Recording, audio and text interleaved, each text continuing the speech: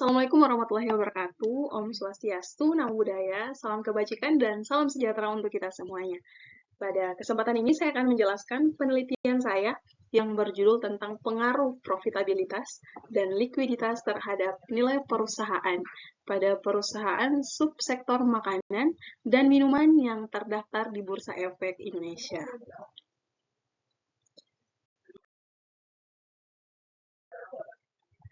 Tapi sebelum itu, perkenalkan, saya Elizabeth Elikius, mahasiswa aktif di Universitas Negeri Gorontalo, Fakultas Ekonomi dan Bisnis, jurusan Manajemen Keuangan semester 6. Pada bab pertama ini, pada pendahuluan, saya akan menjelaskan terlebih dahulu latar belakang kenapa saya mengambil judul penelitian ini. Yang pertama, untuk mengetahui kinerja perusahaan subsektor makanan dan minuman yang berada di Bursa Efek Indonesia. Seperti yang kita ketahui bersama, di Indonesia perusahaan industri barang konsumsi, makanan dan minuman semakin lama semakin meningkat jumlahnya. Hal ini dikarenakan adanya barang konsumsi makanan dan juga minuman merupakan bahan primer yang dibutuhkan manusia, selain bahan sekunder berupa pakaian dan juga tempat tinggal. Dalam perusahaan industri makanan dan minuman mempunyai peluang usaha yang besar, atau dalam hal lain mempunyai prospek yang baik yang diiringi dengan perekonomian Indonesia yang baik pula.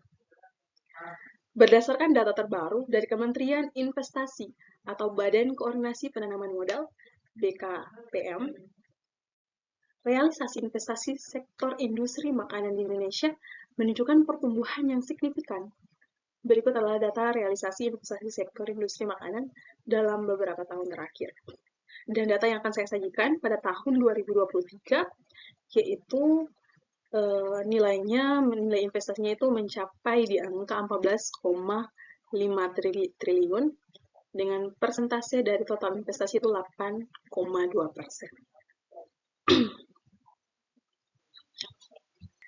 Dengan nilai yang telah saya sajikan tersebut menunjukkan bahwasanya sektor industri makanan dan minuman di Indonesia ini sangat berpengaruh dan memiliki andil besar dalam pertumbuhan ekonomi, terlebih khusus mungkin dalam ruang lingkup investasi ataupun saham.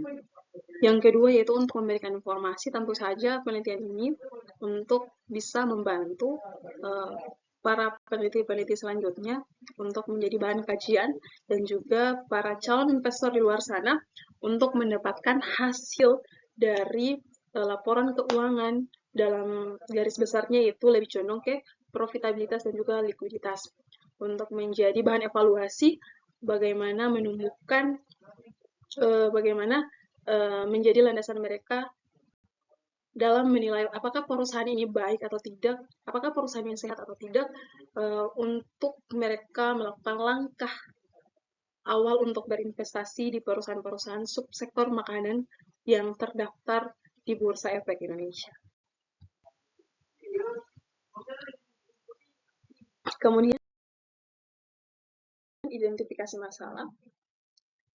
Di sini terdapat dua identifikasi masalah yang saya timbulkan dari hasil penelitian ini. Yang pertama, rata-rata harga saham pada tahun 2020 lebih besar dibandingkan tahun 2021. Di mana pada tahun 2020 itu menunjukkan angka 4,434, sedangkan di tahun 2021 itu 2,888. Di mana kita ketahui bersama pada tahun 2020 itu terjadi pandemi COVID-19, di mana terjadi penurunan nilai ekonomi di Indonesia. Oleh dari karena itu, di sini saya menjadi salah satu pertanyaan, karena di tahun itu nilai subsektor makanan di Bursa Efek itu justru meningkat dibandingkan pada tahun 2021. Kemudian di poin yang kedua, rata-rata harga saham perusahaan makanan dan minuman lebih rendah pada tahun 2021 dan 2022. Di mana tadi saya katakan bahwasanya 2021 itu 2,888, sedangkan 2022 itu 3,028.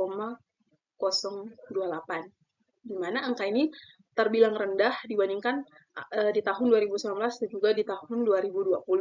Di mana sama halnya tadi, di tahun 2019 adalah permulaan dari COVID-19 dan berlangsung pada tahun 2020, tetapi nilai harga saham pada kedua tahun itu terbilang cukup tinggi dibandingkan tahun 2021 dan juga 2022.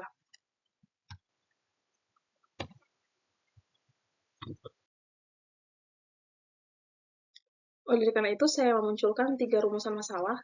Yang pertama, seberapa besar pengaruh profitabilitas terhadap nilai perusahaan, ataupun seberapa besar pengaruh laba terhadap nilai perusahaan. Yang kedua, seberapa besar pengaruh likuiditas terhadap nilai perusahaan. Dan yang terakhir yaitu seberapa besar pengaruh profitabilitas dan juga likuiditas terhadap nilai perusahaan.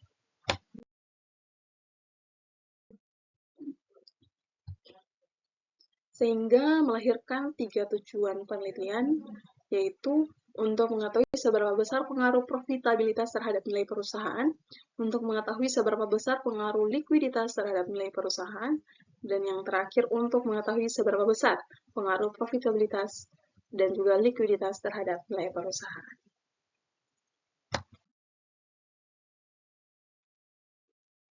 Kemudian, pada bab yang kedua itu landasan teori. Ini saya menyajikan 3 landasan teori dalam penelitian saya ini, di mana teori yang pertama dari buku yang ditulis oleh Priyanto pada tahun 2001 yang mengatakan bahwasanya pembelajaran perusahaan, pengelompokan rasio-rasio keuangan, yaitu sebagai berikut, terdapat rasio likuiditas dan juga rasio profitabilitas. Dan yang kedua dari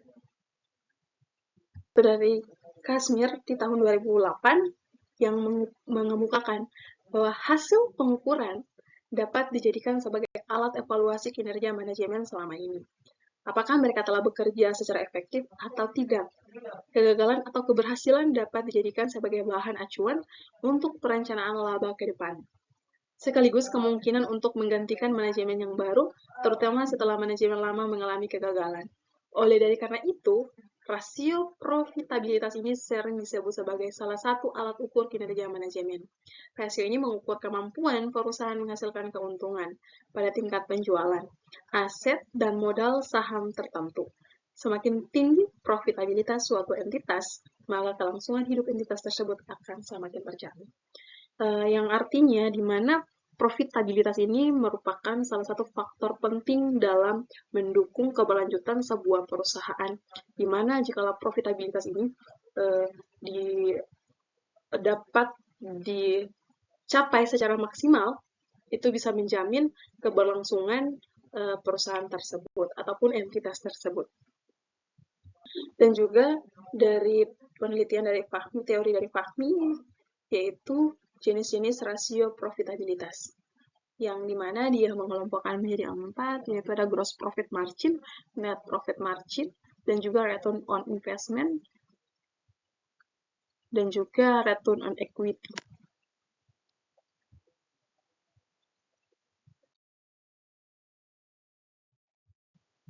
Kerangka berpikir di sini saya memiliki 2 variabel X dan 1 variabel Y tentunya, di mana X pertama adalah profitabilitas, X yang kedua adalah likuiditas, dan Y adalah hasil, di mana tadi sesuai dengan rumusan masalah bahwasanya bagaimana pengaruh profitabilitas terhadap nilai perusahaan, likuiditas terhadap nilai perusahaan, dan juga yang terakhir itu bagaimana pengaruh profitabilitas dan juga likuiditas terhadap nilai perusahaan.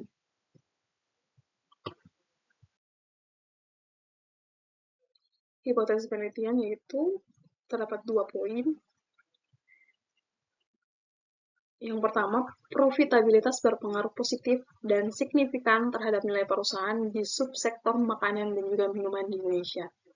Kedua, likuiditas berpengaruh positif dan signifikan terhadap nilai perusahaan di subsektor makanan dan juga minuman di Indonesia.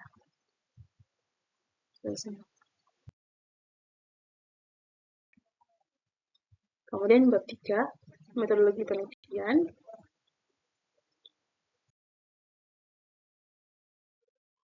di mana penelitian ini akan dilakukan pada perusahaan-perusahaan subsektor makanan dan juga minuman yang terdaftar di Bursa Efek Indonesia.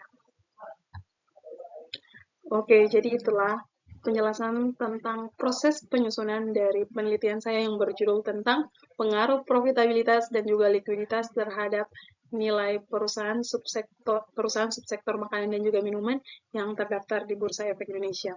Dari awal pendahuluan, latar belakang, kerangka penelitian, dan juga rumusan masalah, tujuan penelitian, sampai pada akhirnya pada metodologi penelitian. Semoga video ini bisa bermanfaat untuk teman-teman sekalian dan juga bisa memenuhi tugas dari manajemen riset keuangan. Saya Elizabeth Eligius. Assalamualaikum warahmatullahi wabarakatuh.